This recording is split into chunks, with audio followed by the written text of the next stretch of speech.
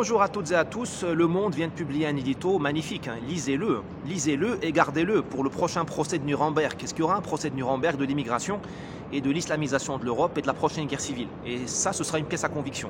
Le Monde dit grosso modo que l'accueil des Afghans persécutés est une obligation pour la France. Une obligation. D'accord. Donc, quelque part, dans les lois françaises, dans la Constitution française, il y a écrit, à chaque fois qu'il y a une guerre quelque part, tu accueilles les réfugiés.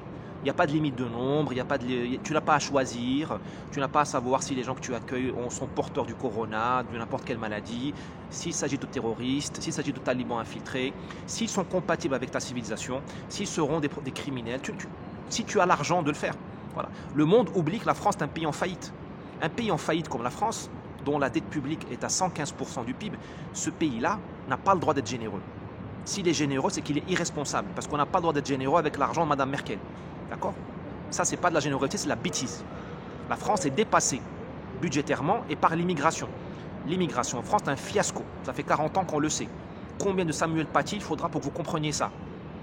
Moi, je demande, je préviens le monde, gentiment, les prochains parents qui perdront leur fille ou leur garçon massacrés par des réfugiés afghans, ça s'est déjà passé, et qu'ils envoient les photos des victimes au monde pour leur dire voilà les gens que vous accueillez. Parce qu'évidemment, parmi ces réfugiés-là, il n'y a pas que des saints. Un peuple a été traumatisé. Quand tu es traumatisé, tu deviens fou. Vous allez accueillir des gens traumatisés chez vous. Ensuite, pourquoi ces gens-là ne vont pas en Inde, au Pakistan, en Chine, en Russie, en Iran? Ce sont des pays frontaliers. Pensez à l'empreinte carbone. Pourquoi ils ne vont pas au Qatar, pays vide, riche, à Dubaï, pays qui n'est pas endetté comme la France, Bahreïn? Pourquoi ils ne vont pas en Malaisie, en Indonésie, pays musulmans? Alors le Monde nous dit oui, les conventions internationales, ça me fait rigoler. Où était le monde quand M. Macron a rompu, violé les conventions internationales sur l'intégrité des corps, quand il nous a transformés tous en rats de laboratoire, tout juste bons à être injectés? Où était le monde quand on a confiné l'humanité? Il n'a pas lu Rousseau, il n'a pas lu la Déclaration des droits de l'homme qui prohibe le confinement et l'atteinte à nos libertés.